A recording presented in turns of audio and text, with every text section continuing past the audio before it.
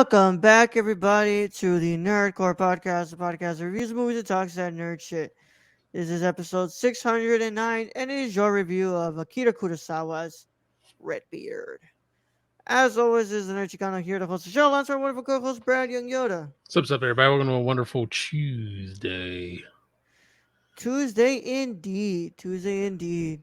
And good afternoon. Yeah, we are here live on Patreon on Tuesday night because we couldn't do it on Monday, so this will go up on Wednesday. But we did have a review up go last on Monday, so y'all had that review up Yeah. to go Plus, I and didn't want to get struck by lightning, so yeah, I love y'all, yeah, but y'all ain't worth it. y'all ain't worth the lightning. Mm-mm. Yeah. Well, Also, there's another thunderstorm coming in, so maybe y'all are worth it. We'll see. We'll see how the night goes. yeah, yeah. I would say at least Brad's not surrounded by electrical equipment, but oh shit, yep, he is. I have it on my head. I have it in front of my face. So if it goes, we're going good. Yeah. Well, Brad, how are you doing today? I am kind of tired. I'm gonna lie, me too. Yeah, but just Yeah. had tacos. I had Okay. that smoked pork I did on. Shit. Okay, so I did a smoked pork. I started at 6:30 in the morning on Saturday. I was not done with the damn thing until midnight.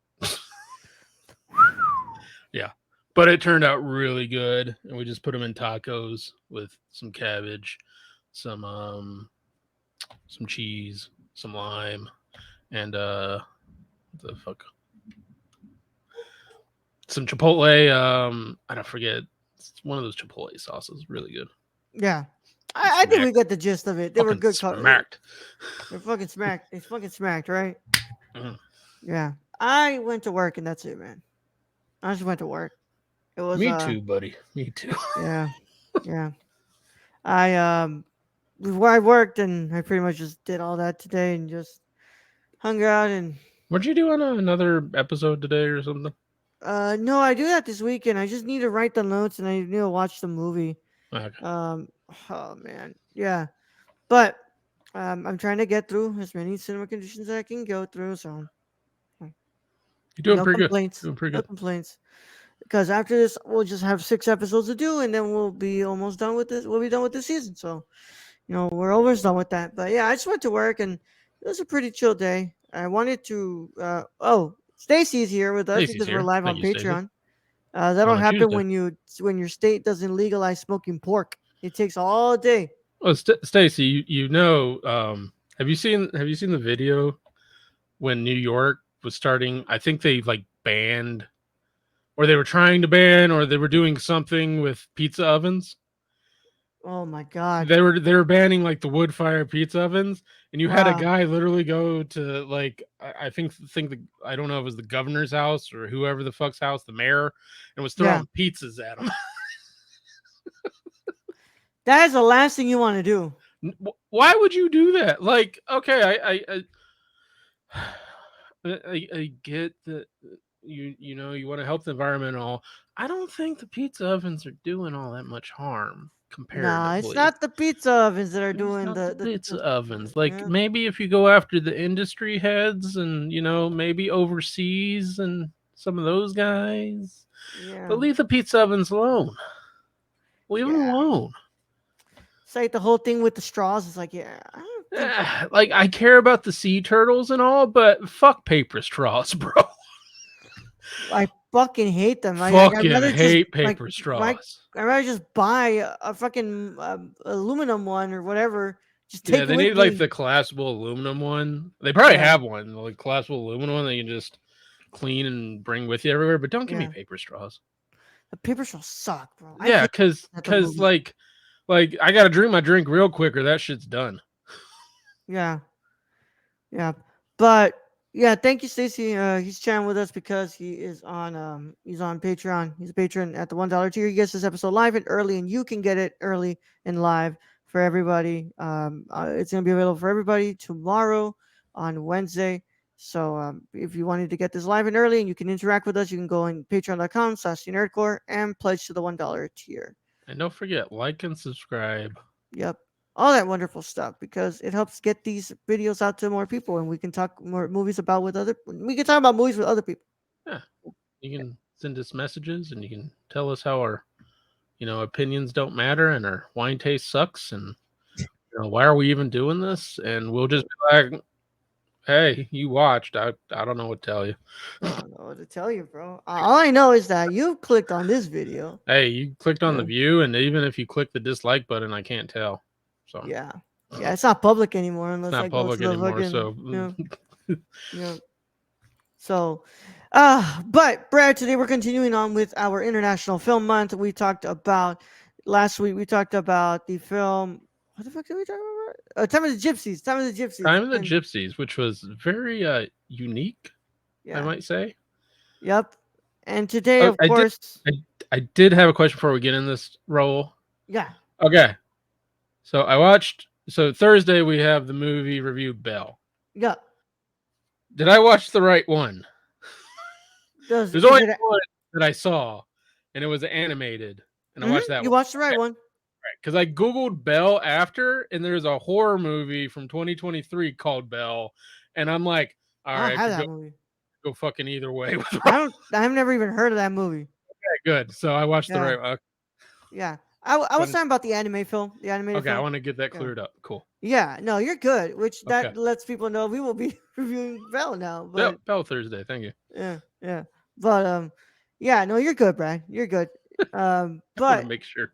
I yeah, you have will. watched the wrong movie before, Yes, Brad has watched the wrong movie before. Yeah.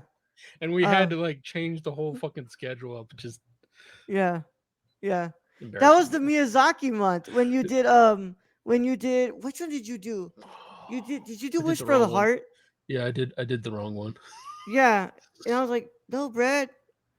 It was like not Whisper of the Heart. It's and then if I remember correctly, no, it was not Whisper of the Heart. It was another one I because did then like a. I think I did a whole nother direct. So I believe it was it was animated. it was a Studio Ghibli film, Yeah, but but it I was a did like a different whole nother director. director. I think. You chose a whole different guy instead of Miyazaki. Yeah, So you're like, okay, fuck it, just take Whisper of the Heart, and you're like, okay, let's do Whisper of the Heart then, and yeah, and then I uh, watched the wrong thing. I don't know what happened.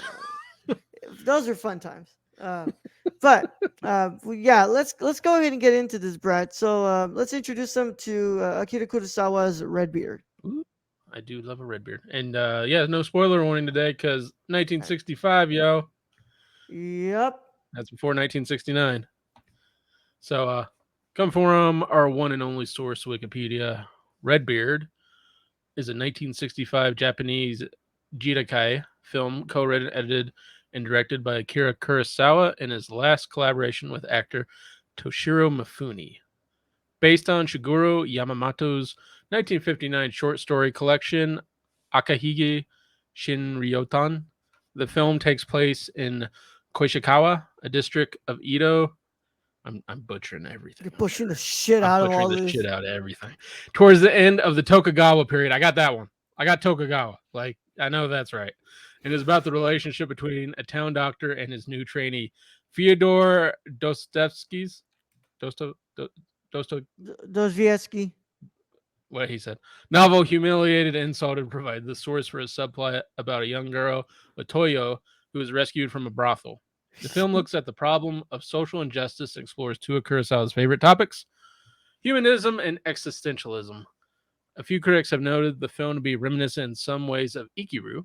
It is Kurosawa's last black and white film. The film was a major box office success in Japan, but is known for having caused a rift between Mifune and Kurosawa, with this being the final collaboration between them after working on 16 films together. The film was screened in competition at the 26th Venice International Film Festival. Toshiro Mifune won a Volpe Cup for Best Actor for his performance in the film. It was also nominated for a Golden Globe for Best Foreign Language Film. And we have cinematography by Asakazu Nakai, Takao Saito, which is his normal cinematographers from what I remember. Mm-hmm. It was edited by Kurosawa, of course. Music by Masaru Sato, and yeah, coming in a running time of 3 hours and 5 minutes. And budget 200 to 300 million, I believe yen, right? Yep. With a box office of 400 million yen in Japan. Yep.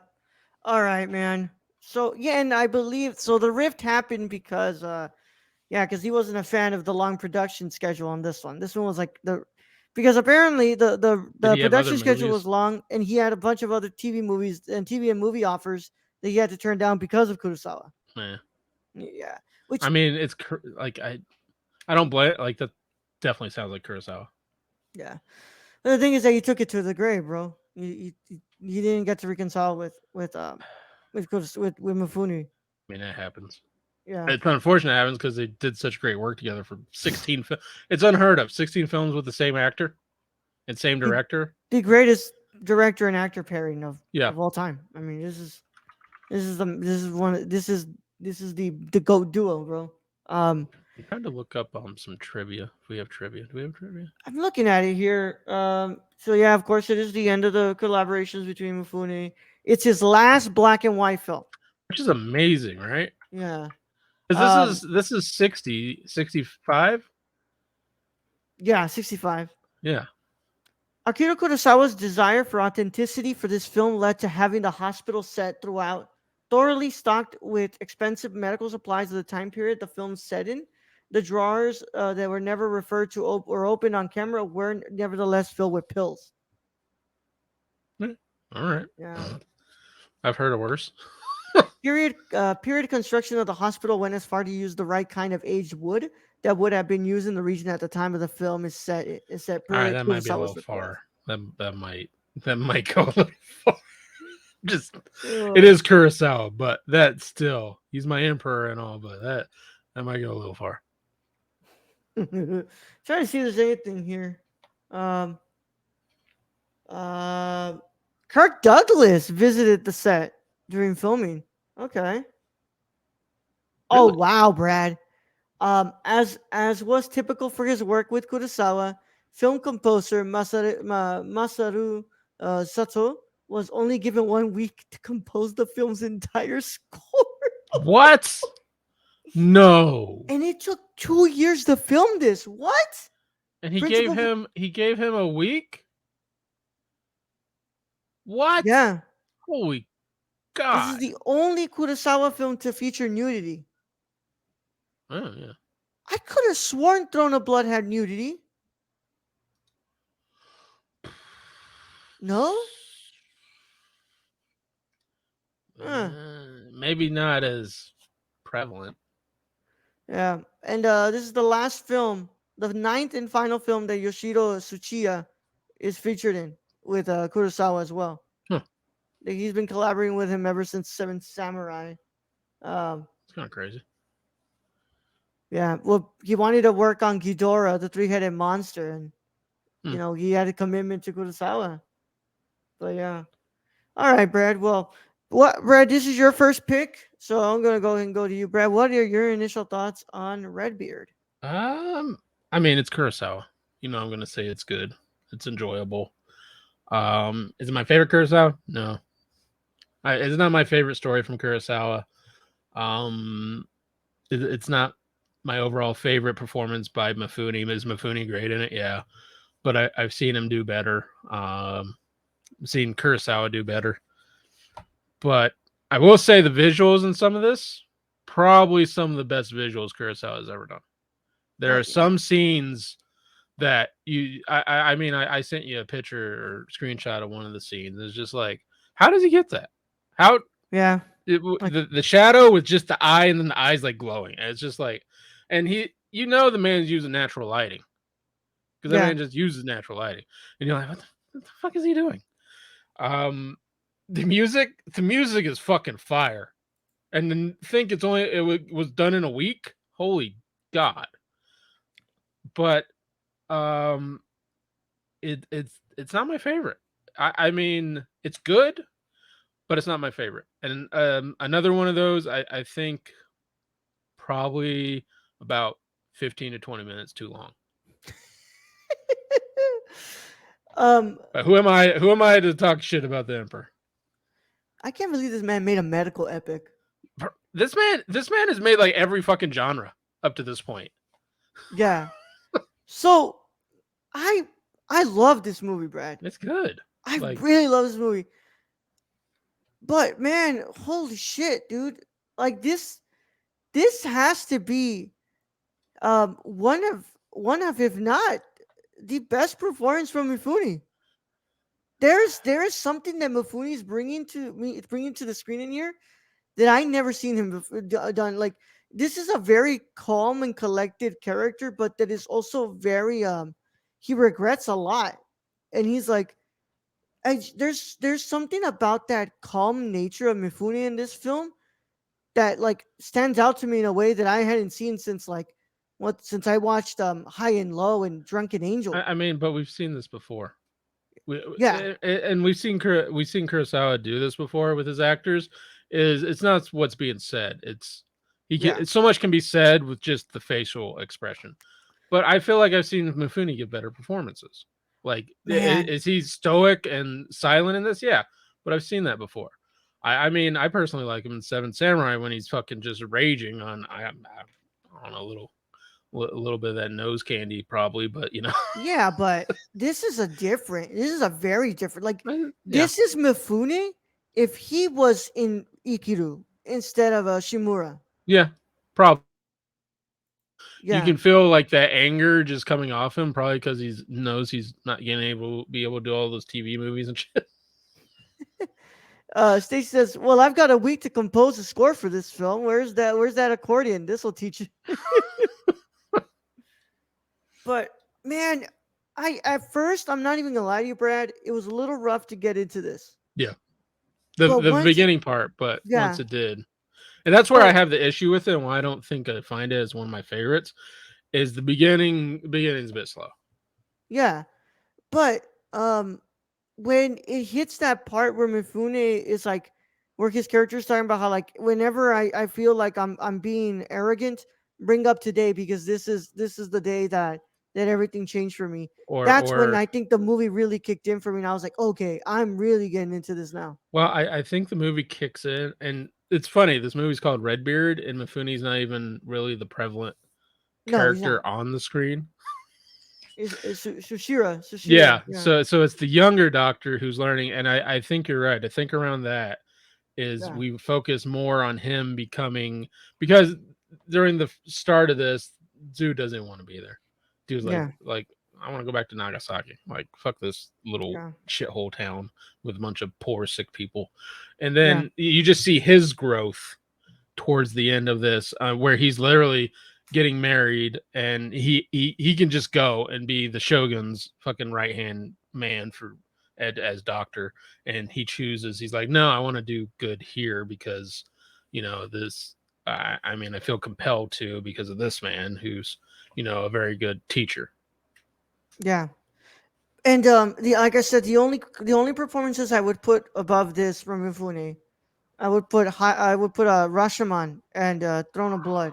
Throne of Blood, yeah, Throne of Blood. I think he's incredible in those two films. Russian. I might even give a little. I don't know because it's such a different performance from Seven Samurai. Because It really is. I think Seven Samurai is a great performance from him, but I think that this one it does more for what I'm digesting from Mifune in here. That is like, I mean, for the little bit he's on screen, yeah, yeah, because it's just like what Kurosawa is doing here is like he's basically this is kind of like this is they're very similar to Ikiru, but it's different in many ways. Um, I mean, I would like when they say similar to Ikiru, I'm like, I mean, a stoic, front man in the camp, sure. yeah. It involves death and sickness, sure, but it does it have all the traits of Ikiru? No, not in my opinion. Wow, that's yeah. Wow. Here, Brad, can I read this review from you on Letterbox here? Oh, go ahead.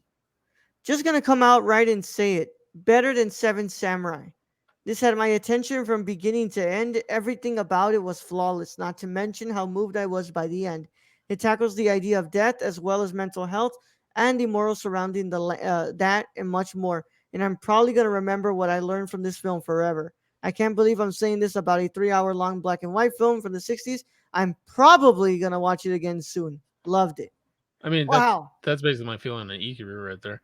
Yeah. But better than Seven Samurai, I put it right Yeah. up there with it. Yeah. I think this is That's why I say I think you can cut 20 minutes from each film and yeah. probably be better. Yeah. I also have to say, I understand now why on all the Criterion forums I've seen like everybody was like, "Oh well, no Rev here today." No, no red Um, beard. I wouldn't say that the print looks really bad, but there The are the very noticeable damages to the print. Yeah, a Yeah. little cleaning up on this would go a long way My God. Yeah. because I mean it's just so like I said, some of the visuals in this are the best The rain, visuals bro. Kurosawa has done. The rain. The rain looks so beautiful, The, and I know that if they clean Rashomon, this up, all that, yeah, but if they his I cleaned it mean up, his use of light and shadow throughout this are just amazing. yeah. And then not only that, you get a Mifune fight scene. Yes. Oh my, that was probably one of the funny, like just like slapping every one of them. Didn't even have to move like Yeah, much. and then at the end he's like, maybe I should have been so violent. Yeah. And I love that it's just like in a way I feel like this is really Kurosawa's his because a lot of Kurosawa's movies do stem from what happened during the what's it called the earthquake and what his brother showed him like after the earthquake happened, his brother takes him out to see everything and see what the damage happened and told him like this is what it is, this is what suffering No. is, this is what it looks like to go And through these. you even get an earthquake in this film. Yeah, and I feel like part of that is kind of him expressing a little bit of that because like throughout this film you see like all these people are hurt, all these people are like are suffering, and this guy has the choice to like go back to Nagasaki and go to all these other places to do this grand work, but he chooses to just stay there and he chooses to do something that'll help everybody else But in the and way I think that's kind of like Kurosawa's story in a way. Yeah, and not only that, but with the knowledge that Mm-hmm. their funding's getting cut, Yeah. which he had an out. He literally had a great out to go be the shogun's doctor, and instead he chose the more laborious road, but which leads to you know that greater feeling inside Yeah. of accomplishing something actually. Yeah. And it's to me, this is one of the most difficult movies to watch from Kurosawa, and it's not even from like a standpoint of it being long. Like, dude, he has actual surgery going down, and he has a surgery going down in there where Yeah, like he shows all. But to me, the with one no pain Brad that medicine. yeah, the one that really got to me, Brad, was towards the end when that guy is taking his last breath, and you can hear it. Yeah, and you actually you see a few people have their last breath in this. In that beginning where he's basically telling him, "Hey, I want you to stay with this guy." His last person's last breath is I forget what he fucking calls it, but it was very important. He get to see that, and I mean it's rough. Yeah. There's just so many interesting characters in here, like, and I really do think this is a near perfect film if the pace was a little better. But God, man, I felt But really compelled by this, man. Like, I felt really like I gravitated a lot to the I think story. I think writers and directors should watch, especially like movies like this, because Kurosawa has a bunch of these characters and usually does in these films. And you end up caring about like most of the characters in the film. He gives you reasons to care about this guy or why do I care about this guy who's laying here dying? Oh, well, he had a wife and then, you know, Hmm. the earthquake happened. She went back to I guess she had been, you know, Yeah, a marriage to someone else and that whole story it makes you care. And yeah. that's what Kurosawa has always been really good at is making you care about his characters. Brad, I know you don't have the biography on you, but I was gonna ask if like if the biography says anything about this film because I know that after this and after Doris Caden doesn't do well, is when he tries to kill himself because yeah he couldn't get any more funding for his movies. I do not have the biography on me. Honestly, I don't remember this being brought up. Redbeard. Yeah, because I know that it ends. His biography stops after what's it called? After Doris Caden, Yeah. I think. But like before we do the verdict, I'll just say this. I think even though this isn't the best movie from Akira Kurosawa, I think it's his most important. I think this one is the one that that really does convey all those messages that he has like in EQ and all that, and he really does kind of bring it to the forefront with this incredible performance from Mifune, and it's some of his best visual work that he's ever put on a screen, and it has a beautiful score, a I really think beautiful score. I think I'll say I think it's a very important work for him and Mifune Yeah, because this is their last. Like this is yeah. it. And I'm still placing Ikaru above it for my own personal because that Oh film yeah, is more probably more to me than most people watch it yeah, because similar career field in a way. But yeah, for the is it is Kurosawa? Yeah, it's great. I yeah. mean, the man doesn't make a bad film. At least one I haven't seen yet. And we have what 12 more to go. And I like don't I even know. know that I, after this, I'm sorry, Brad. I was gonna say like I know that after this, like I could like of course I'd love to see what Mifune would have done in Kagemusha and Ran and like shit. I would have loved to have seen him in Dersu in I there, mean, I would love to but see Mifune in those, but those films like Ron in those, maybe Kurosawa and Mifune had such a great run with 16 yeah, films. that's what That's I'm saying. unheard of. This one to me just like was such a beautifully poetic ending to their what's it called to their Yeah, collaborations it's and Mifune basically walking off screen. yeah. It's I mean it's good in that form, but do I wish to see Mifune and Ron or something? I think you take away from Ron and Kagemusha if you go, this would have been better if Mifune was in it when And Ron I and think that Kagemusha are some of those so good. movies are amplified because those other actors had a chance to shine now because Mifune wasn't part of it. Yeah, And it's because like, I mean Mifune could enter a room in a scene and that takes all the air out and you're focused on Mifune. yeah, Which is why I think Ikiru does so well. Is that's a rare one Mifune's not in it. yeah. And you have these other really great actors who are allowed to shine and just I mean Mifune and Kurosawa work so well together that like anytime Mifune was on screen you were fucking focused on Mifune. Look at Seven Samurai. I mean there's some great work by the other actors, but fucking Mifune walks in, shit. Yep. And also, fuck man, does Mifune look good with that bull on beard and like he's kind of chunky. Oh yeah. Yeah, he looks so badass. That's why when I first looked at this poster, I didn't know anything about this movie, Brad.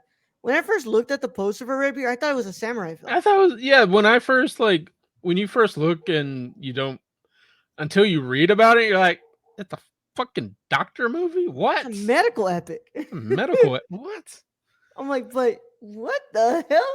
Because like you first look at it and you're like, oh, it's a samurai film. Yeah, and I mean there's samurai portions in it. Yeah, It's kind of I think it's set in the samurai era but no, ish, and but it's not a samurai film. that's why I'm kind of glad that like this is the last one because like he's played the samurai before multiple times, And yeah, we don't really need to see it again.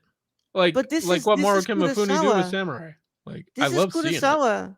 This is Kurosawa going back to the bare bones of what he started with Ikido, and him showing like I'm going to give you a character that I gave Shimura, and I'm going to give you one that goes through this very like transcendent journey, and we had I know that we just had not seen that from Mifune's collaborations with Kurosawa before, Yeah. not something like this. But Brad, what's your final verdict on Redbeard? I'm gonna give Redbeard, like I said, not my favorite. Like, and as you said, it's really hard to get into in the beginning. I think it would have really helped being 20 minutes less. But again, who am I to correct the emperor? Um, 9 out of 10.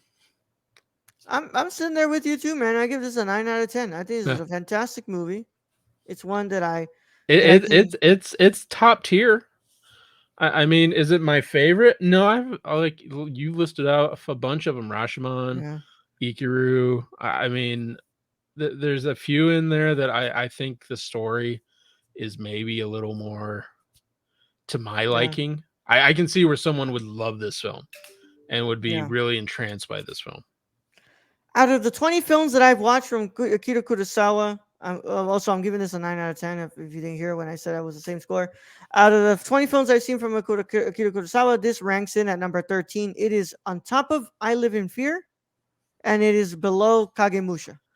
And apparently, we only have 12 films left, and Yep. a few of those are the propaganda films, which Yeah. I'm kind of interested in because I want to know how Which Kurosawa makes a film when he's not all when his into heart it. isn't there, yeah, when his Yeah. heart really I want to isn't know, there. like, is that thing still going to be fire just because it's Kurosawa? Or are we going to see, like, a total just, like, he just Yeah. doesn't care? Somebody needs to find those who make tomorrow because I do not want to have a 99% on my fucking letterbox because I never watched that movie. But yeah, we have we have Song of the Horse, we have Senshiro Sagata 2, The Most Beautiful, The Quiet Duel, The Men Who Tread on Tiger's Tail, No Regrets for Our Youth, His uh dreams. The Lower Depths, Rhapsody in August, Senshiro Sagata 1, Madadayo, and then The Idiot, Dreams. I feel like I've watched The Idiot. That's it. We don't, and yeah, it's only 12 movies. And then if we had those who make tomorrow, we would be 13. But no, we don't have those who make tomorrow. So guess what? We're going to do 3 months of just Kurosawa and just kidding. Yeah. I'm Well, just if we kidding. do it correctly, we do 2 months of Kurosawa, and then what's it called? Two films that would have to get inserted somewhere. Yeah. But yeah, but we're almost done, Brad. That means that this podcast cannot end until uh, 2025. 2025 would be the final Akira Kurosawa month. Yeah. So that would Then mean then my job's done. my job is done here. And I guess we just move on to Bergman. How much does Bergman have? I think the same amount, like 30 something. Oh God. Yeah. As long as we Yeah. don't do Alfred Hitchcock, we're good.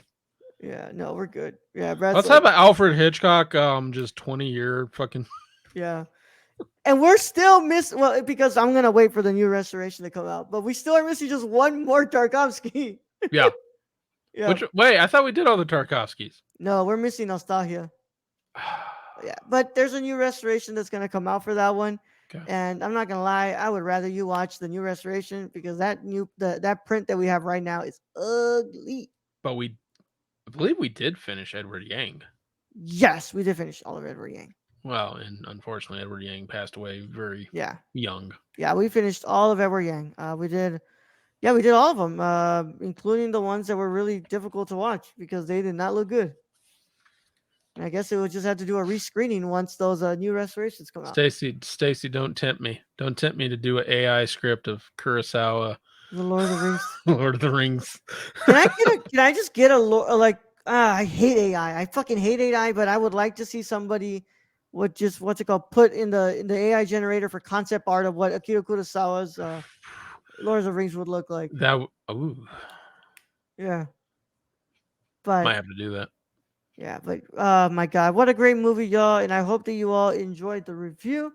We thank you all so much for joining us today. Of course, you can follow us around in social media at thenerdcore.com, Twitter at thenerdcore _ Instagram at thenerdcore, patreon.com/thenerdcore at the $1 tier. You get this episode live and early before anybody gets to watch it from the public, like Stacy did today when he told us, wait, this isn't a film with samurai battling Vikings? No, it's not. No, it's not. Nope, you have to go and watch it, Stacy. Yep. Yep. And of course, you guys got to go and check out the Discord. The link is in the description below, so check that out, please. And of course, if you're watching this on YouTube, leave a like on the video, subscribe to the channel, click the notification bell so you don't miss a single piece of content that drops on the channel. And also, if you're watching this on the audio side of things, please go ahead and drop a 5-star review. It would help us out a lot. And of course, we want to thank the Patreon supporters because they make this possible. Brad, where can they find our producer Shane? You can follow our friend Shane at twitch.tv/XSRK or on Twitter at thriftedil or go buy something from the Subby God at prisoncityvintage.com. Yep. And as I told Brad, y'all, once we finish what's it called, Kurosawa, I'll just make every single Kurosawa review that's on Patreon for available for everybody in the public. We'll figure out playlist. Yeah, and we'll make a comprehensive ranked list from us detailing every single movie. That's gonna be That's good. We might fight over that. Yeah. But what? What? Yeah, comprehensive. Be like they're all fucking good. How am I supposed to make 1A, 1B? Yeah, but we're 12 films away, y'all. We are 12 films awthat's crazy to me. Because we started this in 2017, and that was the first time that was it the first time? Was it 2017 when we did Kurosawa, or Yeah, was because it I don't know. you I think chose we. it for Classic Film Month, right? Yeah, Yeah, I did at least. I need to check this because I I need to might have go back. chosen it whenever we started International Film Month too. No. You chose it for you chose Rashomon for classic film because I told you Mm, that it counts for. I told him, well, yeah, anything pre 1969. You're like, okay. Um, which honestly, man, I think we need to do a classic film again. We need to look at some of those 40s and 50s again.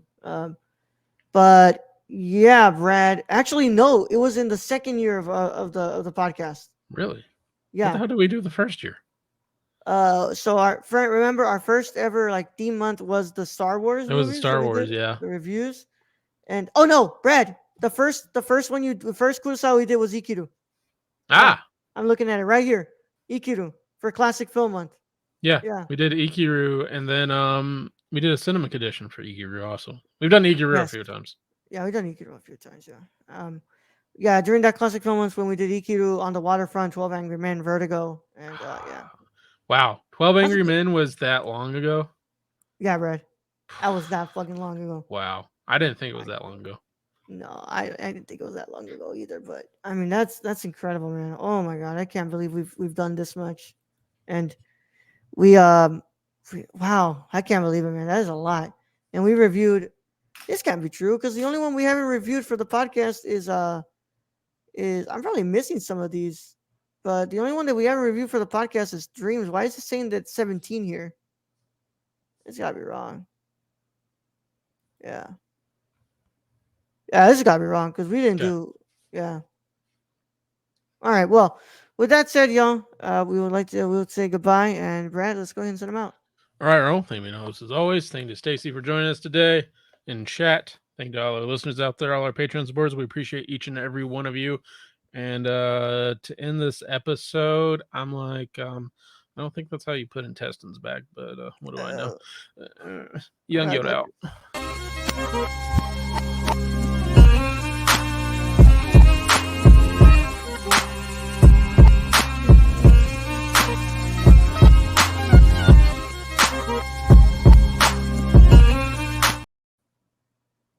Once again, I sent it back to our faces. All right, So I'm everybody. sorry. Bye. Also, yelling into a well doesn't bring your deceased loved ones back. Just saying.